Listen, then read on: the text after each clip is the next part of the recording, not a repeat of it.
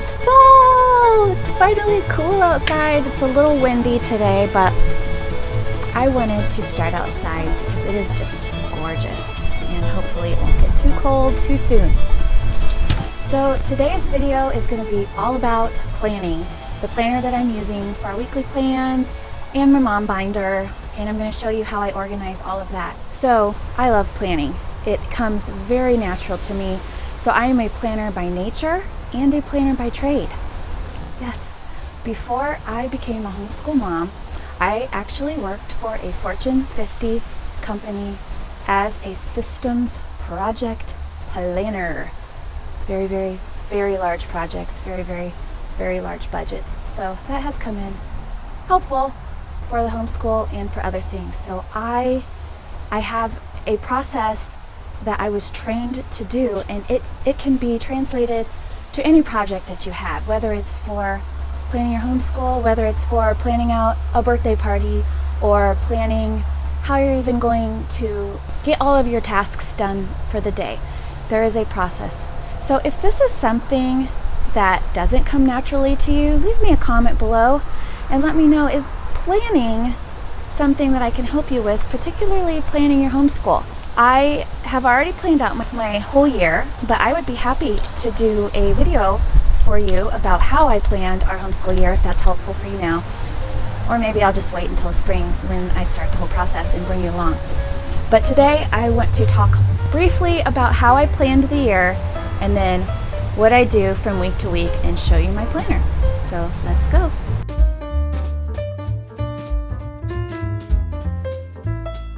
So if you're new to my channel, I want to introduce myself. I'm Rachel. I'm a homeschooling mom to 3. I have a 1st grader, a 5th grader, and an 8th grader this year. And this is my 6th year homeschooling. And we did classical conversations for the past 4 years.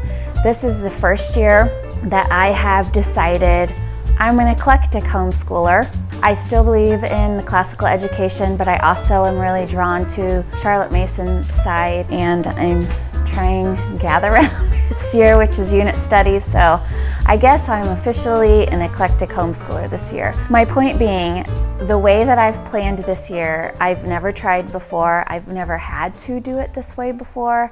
Classical conversations, and My Father's World for that matter, kind of always just handed me a plan. So last year, my son was in Challenge A for classical conversations, and he was handed what they call a challenge guide, which literally said every single week, here's what you're going to discuss in class, so here's what you need to have done. I mean, he had to figure out how, he and I together had to figure out how we were going to get it done through the week, but every week had a goal, and there was accountability to make sure that you got that goal done. Well, I don't have that this year. I don't have a co-op. I don't have anybody else that I'm doing this with. The goals are determined by me, or what's acceptable is determined by me. And so this is the first year where I have to keep all of our subjects organized and know what our goals are and how we're going to reach them by the end of the year, and even as far as planning out our week. So I created my own lesson planner for this year, and I'm going to show it to you. But first, I want to kind of give you an overview of how I do my yearly homeschool plan. This is going to be a very brief summary of how I plan our year, but I kind of want to give you this overview so that you understand how I put my planner together. So first of all, when I'm planning my school year, or when I'm planning anything, quite frankly, I use Excel for almost everything because I like how it's already got the columns and the rows already divided up for me, and then I can just reshape them however I want them. So that's just what I do. And then I like the tabs. So my spreadsheet that I have used for my homeschool plan, I might have a curriculum tab where I'm going to list down all my curriculum ideas. I might have my how I think our day is going to go, daily schedules for each child in each tab, just to help me organize the whole year in one spreadsheet, utilizing the little tabs for the various things that I'm planning out. It helps me to brain dump everything into this Excel spreadsheet, and then I am constantly retweaking it until I feel like, yeah, this is the plan that we're going to go forward with. And then of course, when you start the school year, for me, almost immediately, I know what's going to work, what's already not working, and what do I need to replan. We are 6 or 7 weeks into our school year, and I have already tweaked it. But some of the things that I had planned are working. So the first thing that I plan is, what are my goals for each child? Because they may have different needs, they may have things that they're struggling in that we really need to focus on this year, and all of my kids, I feel like, have slightly different learning styles. And so I try to take that into consideration as I'm choosing curriculum for them. What are the subjects I'm going to be using for each child and for our family subjects? And then I will write those all down. I will do my research. I will write down costs of various programs. I will look on YouTube for reviews to see what other people thought of them. And you know what I found interesting this summer is some of the history programs that I was really interested in looking into, they didn't have a lot of YouTube videos out there. History Revealed was one, and even the Knotgrass, the New American one, I don't think they had it ready this summer. But if you're using one of those and you're a YouTube mom, let's have a review and see inside these curriculums, the Knotgrass American or the History Revealed. I think it's Diane Waring, maybe. The other thing that I need to note is what curriculums might I already have. I need to note that no purchase necessary. In our area, we have a huge homeschool community where I live, and they have used homeschool curriculum sale every summer. So I might go there every once in a while to see if I could get some curriculum used. One thing to note when you're planning your school year is be careful about our tendency to maybe overload. If you haven't read the book Teaching from Rest by Sarah Mackenzie, you've got to read it. There is so much simplicity in how she wrote it, but so much wisdom packed into that book. It's a really, really skinny book, and even the pages, the words on the pages they're practically double spaced. They're not small. It's such a quick read. You could read it in a day, maybe 2 days. But one thing that she mentions in that book is she compares homeschool planning to going on a long hike. And she said for inexperienced hikers, if they've never gone out before, they're going to think of everything they might possibly need to put in their backpack that they might need on this hike. Well, once they get going, they realize, wow, this backpack is really heavy. And your body gets sore, and then all you can think about is getting rid of that weight. I think she mentioned in the book that her husband was a hiker and maybe had learned this lesson. And once you become an experienced hiker, you're thinking, how can I pack the least amount of things? And she said some of these hikers will even take their toothbrush and cut the end of the handle off because every ounce counts. I am being provoked by this analogy every single year because I do have a tendency to overplan a little bit. The good news is I am not afraid to dump stuff once I realize, we've got too much on our plate. That is a lower priority. We are not doing that. So don't be afraid to do that either. My philosophy is reading, writing, and arithmetic and Bible. Those are the things. And anything beyond that is bonus. And I'm not saying neglect history and science because you can only handle reading, writing, and arithmetic. Those are the main things to get done every single day. And if you can't do history and science every single day, pick 2 days a week or plan a 4-day school week and put those 2 subjects on a Friday and do it heavy on a Friday. It'll be fine. It'll be fine. Get good books. Get historical fiction. You'll be amazed at what you can learn just from reading books. And so the plan that I have decided to use is based off of my experience, but also I'm kind of just trying it out and seeing how it works. So why did I create my own planner instead of just purchase a planner? I've purchased a planner one other time. It was an Erin Condren teacher planner. I have an Erin Condren life planner, which I love. I've used it for 4 years now, I believe, and I can't imagine switching to anything else because it's working for me. So naturally, I was going to try her teacher planner. However, her teacher planner isn't necessarily geared to homeschoolers, but there were plenty of YouTube videos out there by homeschoolers that showed how they kind of modified it to fit a homeschooler, and that sounded fun to me. It sounded like, ooh, a fun little art project, something I can work on. So I did it. But the detailed weekly planning for me, I found to be annoying, quite frankly. It was basically me planning out, okay, this day we're going to practice this memory work. This day we're going to do these vocabulary words. This day I'm going to do this math lesson and then this math lesson and so on and so forth. Well, I bet you I didn't have 1 week that went according to my plan. And so that bothered me. I felt like I was constantly bringing forward work. But let's be honest, if I plan out 4 math lessons and my child completes them all, but I grade them and they miss half of the problems, we're starting over, or whichever lesson they did badly on, we're going to do it over again. You know, if that happened on the first day of the week, well then my plan the rest of the week might be off a little bit. And then things come up where, you know, what if they don't feel good one day? So then all the work that was planned for a Tuesday isn't going to get done. So then they got to start on Tuesday, but it's really Wednesday. And is there anything on Wednesday that they could also do? I just found it to lack flexibility. I had also heard of Homeschool Planet, which is an online planner where you can plan out the entire year, even if you just put a subject and how many lessons you have and how many times a week you're doing it, and it will kind of scope them out for the whole year, and it will also create transcripts for you. So I thought, well, maybe this will work. It was very tedious to get all of our assignments in there, but when I printed out our weekly plan, it was pages. There was no like good looking form for me to print out to put in my own planner.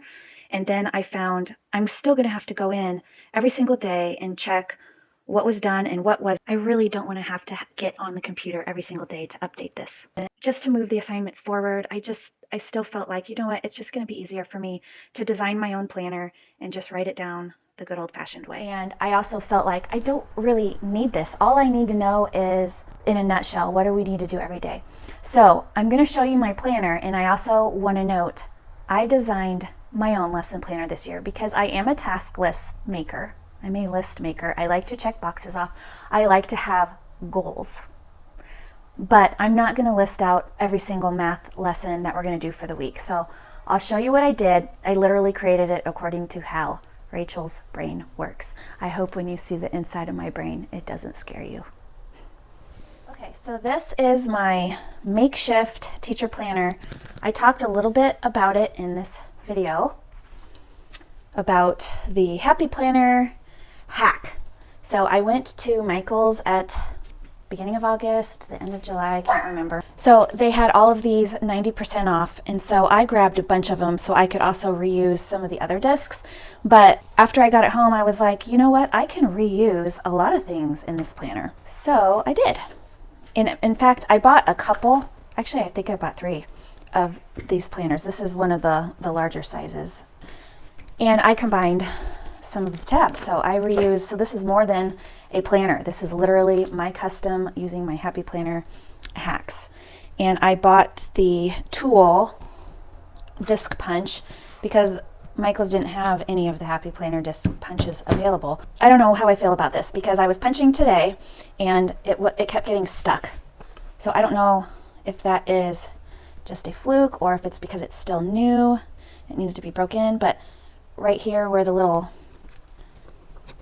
cutter right there is supposed to come down, it was getting stuck. So right now, see, it's a hole, but when you punch it, it comes all the way through. So I had to like force it back down. It was annoying. So I don't know if the Happy Planner one is better. Now I'm gonna make a mess. I don't know if the Happy Planner one is better than this one or if this one is just getting broken. I don't know if I can recommend it or not.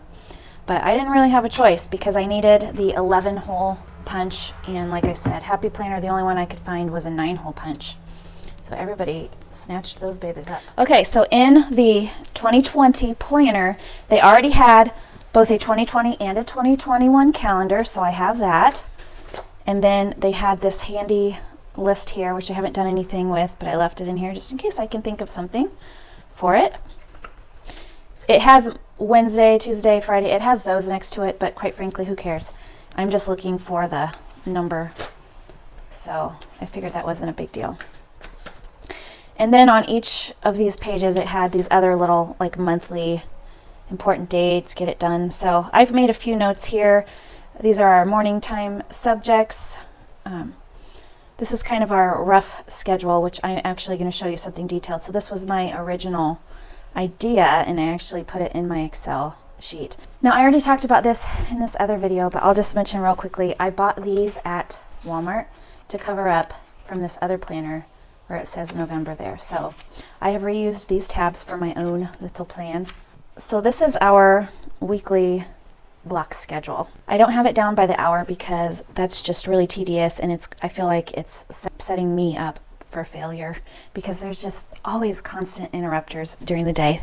But we have our morning time through dinner in blocks. You can't really see that very well. I might have to write over that in black. So early morning, that is when I'm going to edit my YouTube videos. It's my quiet time, breakfast, coffee. I just need to wake up my brain. But these are things I can do. I can just have quiet time and I can edit videos. So then from 8 until 10 p.m. we do our morning time. They need to get their breakfast done before 8:30. It doesn't always happen, but they're supposed to. And we do our morning time, and then that's when we do our morning chores, which I am going to do another video for you about how we do our chores. So I will explain more about that. Then from 10 until 12, that's our morning subjects. So our morning school, we try to get math, any language arts, spelling, handwriting, finish any projects from the day before, and if we have time to get our quiet reading done. And then from 12 to 1:30 is our lunch block. Lunch, dinner prep, tidy up again, and if we want to go for a walk or walk down to the park or do a beach body workout or something like that on our downstairs for some exercise, we will do that within that time frame. And then 1:30 to 3:30 is our afternoon school. That's when we're doing our unit studies. So right now we're doing gather round unit studies. I'm doing the Good and the Beautiful Science unit because we are doing a mini unit for gather round government. So I wanted to make sure we also got some science in there. We're not doing these every day. Again, if they didn't get their reading done in the morning, reading in the afternoon. We do not do CC Essentials every day, but I used to be an Essentials tutor. And so it is a very, very strong program, and I do want to just make sure that everything is introduced to my children in a very systematic way. And then in the afternoon, if I'm having them write papers, that's when I will sit down and help them. And then from 3:30 to 5:30 in the afternoon is our free time. Again, if I have anything to do for YouTube, editing, videoing, I'll try to do it then. They need to go outside, and then we need to tidy up again before dinner. And then 5:30 to 7:30 is our dinner block. If there's any more prep to be done, preparing the dinner, I have asked my husband, like while I'm fixing dinner, to have everybody sit around the island in our kitchen and do the Bible study so that we can do it all together, but that I could also be a participant in it while we're getting dinner ready. If it's the kind of dinner that's going to take, sometimes dinner just needs to simmer on the stove and we can all go in another room, but that's the idea if dinner requires a lot of prep. And then our cleanup. And then Fun Fridays, like I already mentioned, we do board games, fun math games. We're going to do math and science experiment, finished projects, and art and poetry. So then within our weekly schedule, we only do gather round units on Monday, Tuesday, and Thursday. Lost Tools of Writing, which my son is doing. This is when I will help him. Like we'll talk about it together on Monday and Wednesday. The Good and the Beautiful Science is on Tuesdays and Fridays. My Essentials tutoring to my older two is going to be on Wednesdays then in place of the gather round and the Good and the Beautiful, because that will be a good couple hours. And then I've kind of got my idea for my YouTube schedule. You guys, hats off to the homeschool moms who've been doing YouTube for a while. This is a lot of work. So please give us thumbs up, give us comments, give us encouragement. If you like this content, please motivate us to continue. It's a lot of work, but it's fun. It's fun making this for you. And then this Family Power Hour is part of our chores. So again, I'm going to do a video for you about how we do chores. This, when I was talking about planning in Excel, this is how I kind of organized it all in my brain. Now, this has already changed, but it was helpful for me as I was trying to plan out what subjects we needed, because I could kind of try to create some sort of realistic weekly schedule and say, is this too much? So I really don't want to go into this except to say that if you're doing unit studies and maybe there's subjects like poetry and art you don't necessarily want to do every week, or you just want to see your week at a glance because you're not doing everything every single week. this is kind of like a timeline that I did. So you can see I started on August 17th. This was kind of like my prep week, but this was when we actually started, August 24th, and so on and so forth. So we started with our gather round unit. Now it's a 20 lesson unit, and you could do it 5 days a week, but I knew that I didn't want to do it 5 days a week, and my original plan was to do it 4 days. Well, as soon as we started and I realized how much there is to do with gather round, there's no way we could do this 4 days a week. And I'm also going to do a review on the 2 gather round units that we've done. I'm going to do a review at the end of the year and let you know what we thought. I think a lot of the YouTube videos that I've seen out there for gather round are people with younger kids. And so maybe you might want to know how this works for junior high and integrating junior high with first grade and how that works all together, and if we're going to continue with that. So that review will be coming, so make sure you hit the subscribe so you don't miss that if you're interested in gather round. So anyway, this has already changed, but I put it in here so that I knew, okay, when I'm going to take a break to plan my next unit, I'm going to do the good and the beautiful science. I'm going to start that here. We're going to do this other history unit. I'm going to start that there, and so on and so forth. So it was just helpful for me to see a timeline. We're going to do a field trip. We're going to do, we're going to have a break. So that's what I did in Excel. And I don't want to get into too much more detail, but maybe in the spring when I plan that out again, I will do a more detailed video. So this is where I keep track of our master chore list. And this is one of the things that I've already tweaked from the beginning of the year. So I haven't documented, what's happened, but these blue ones are things that we do kind of need to loop who does them. These are everyday tasks. These are assigned to my children. So I'm going to go into more how we do chores in another video. But this is my master chore list. Master chore list. Okay, so this is our special days section, just where I have ideas for fun things that we could do throughout the year and just ideas for if we need to plan something out. So what are the events for every season? What could maybe our school day, our fun school day have in it? What activities could we do? Where could we go on field trips? Now under one of these, I do want to go to a Teach Them Diligently field trip in February or March. So if any of you are going to be going to Teach Them Diligently in Nashville, let me know in the comments below. Maybe we'll meet.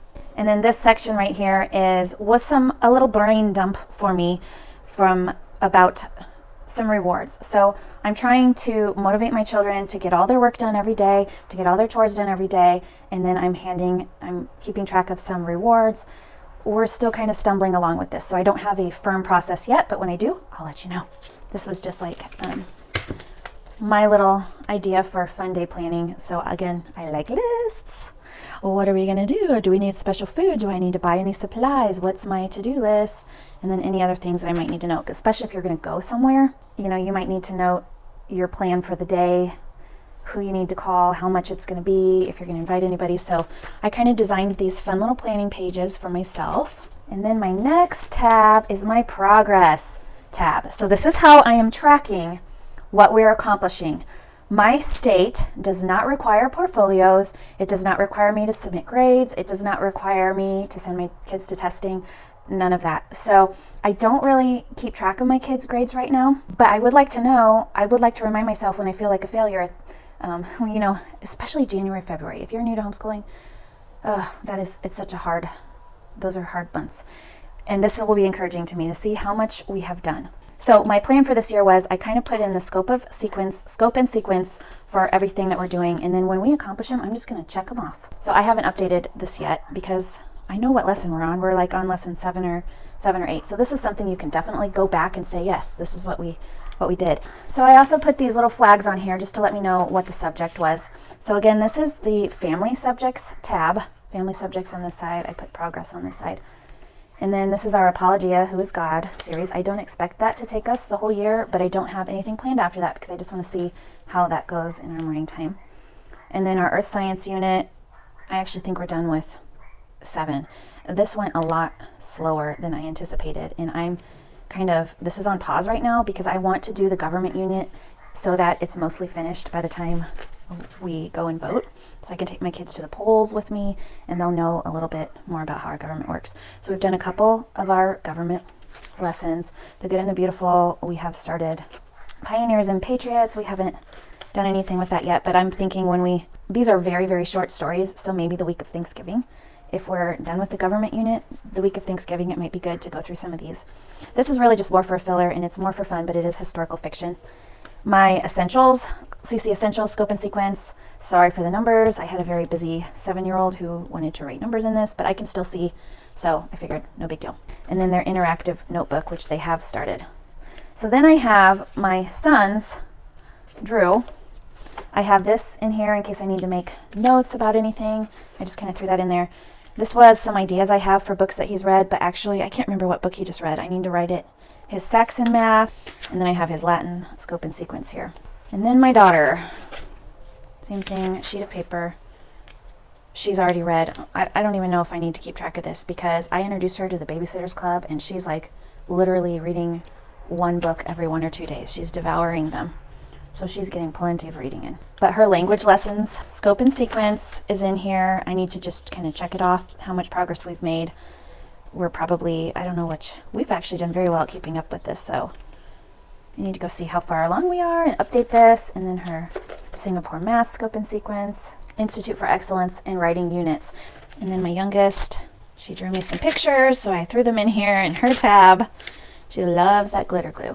Her scope and sequence for language lessons, she's like cruising right along. And this girl loves math.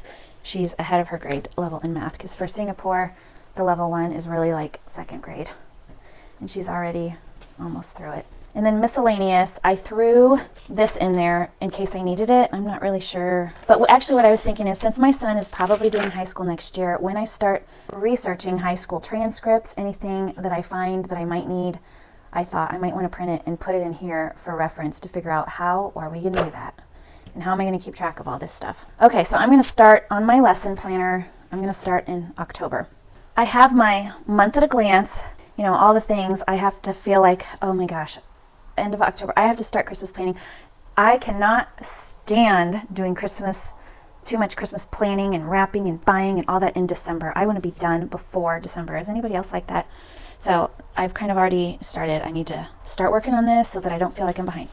But anyway, this is one of the cool things that was included in this planner was this kind of monthly goals. You could write down what your top priorities were, thankful for, notes to self. I would like to batch some soup and put some in the freezer if you want to keep track of habits. So that was really cool. Happy Planner's got some good ideas. I want to make some baked apples and some pumpkin treats. I have ingredients for a pumpkin dump cake I can't wait to try. See, I tried the Homeschool Planet. I need to get my Beachbody exercise routine back up, my YouTube and Christmas.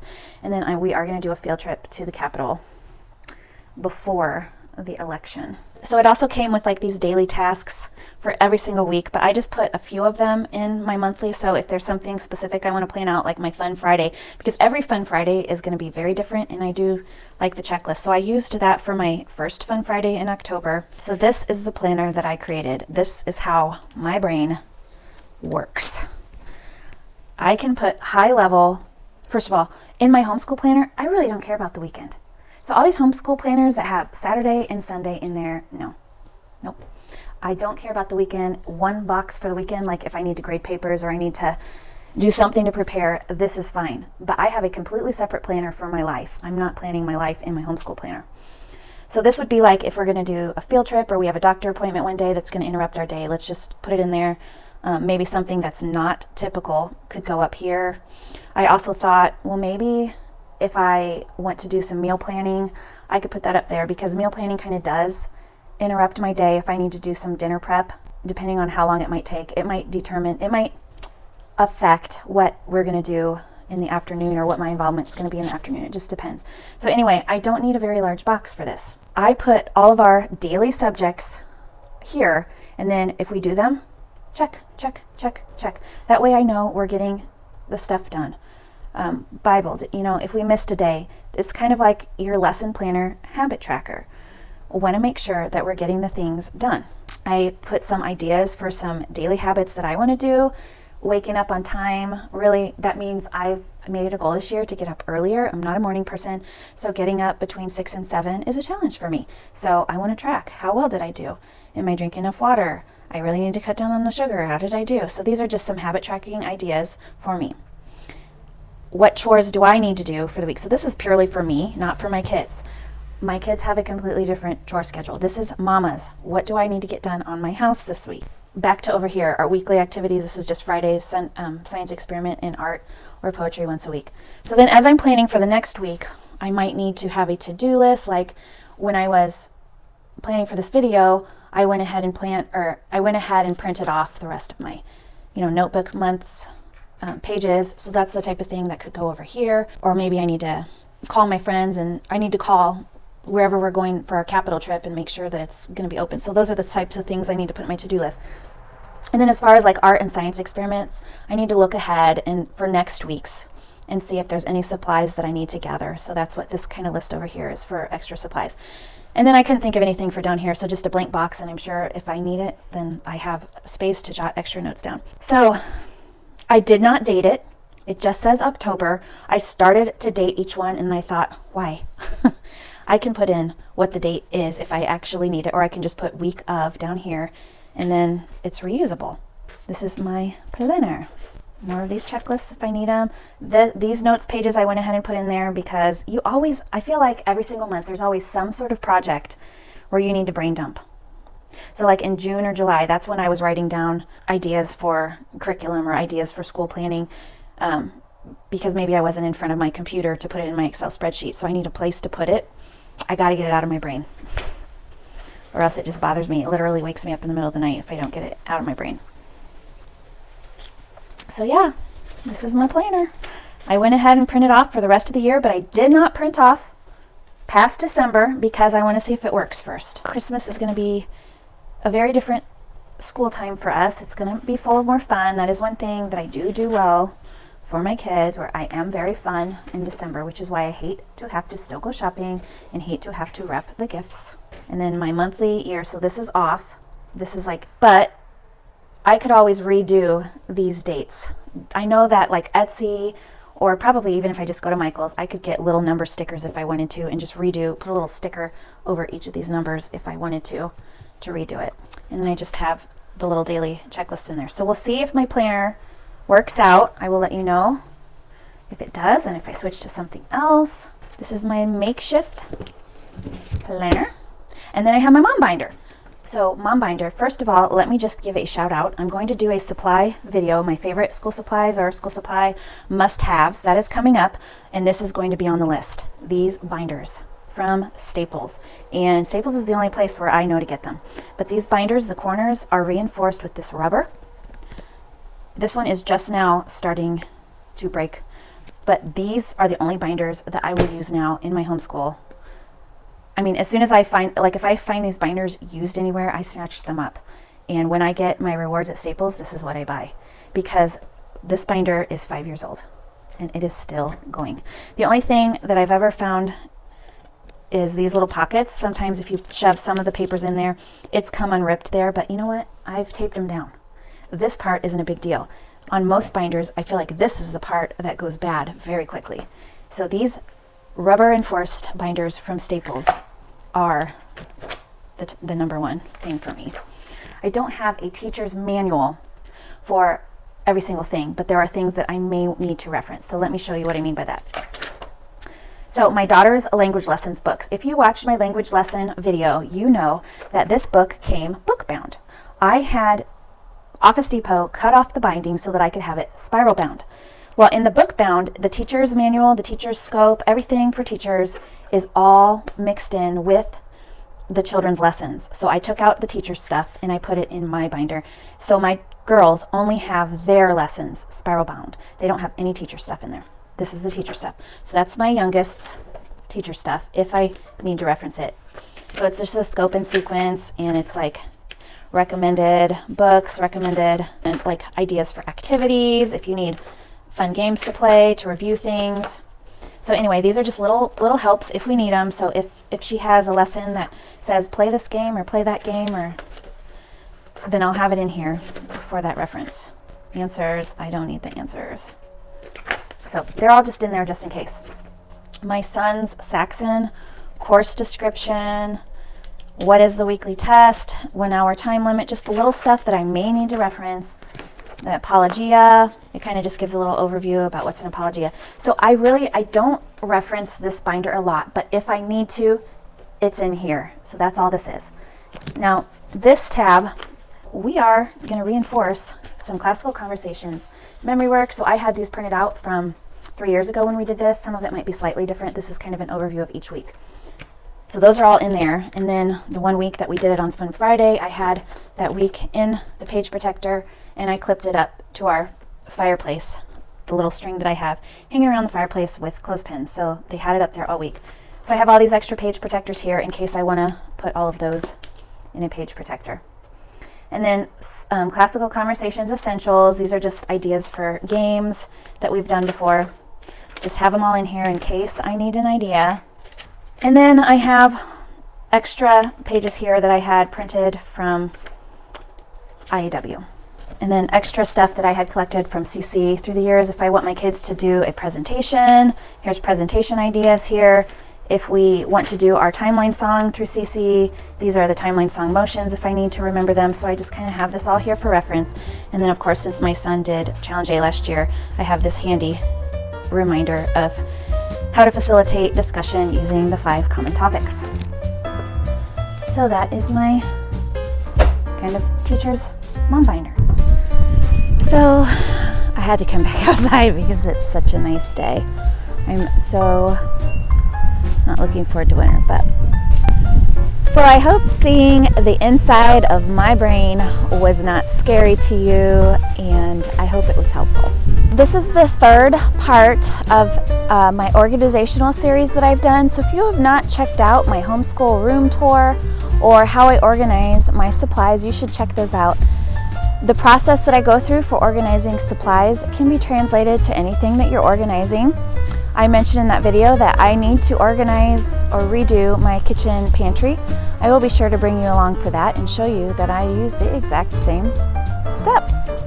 And if you haven't checked out my first day of school, a very, very 2020 first day of school, that is a really fun video. Also, my 5 tips for homeschool success has some fun in it. We love to laugh in this house, and the intros to those videos will come across that way. So if you'd like to get to know my family and our personalities a little better, those are the videos to check out. Till next time, bye. Okay,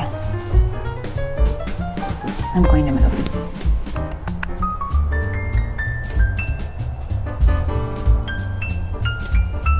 Yeah, that's all I can think of. Bye.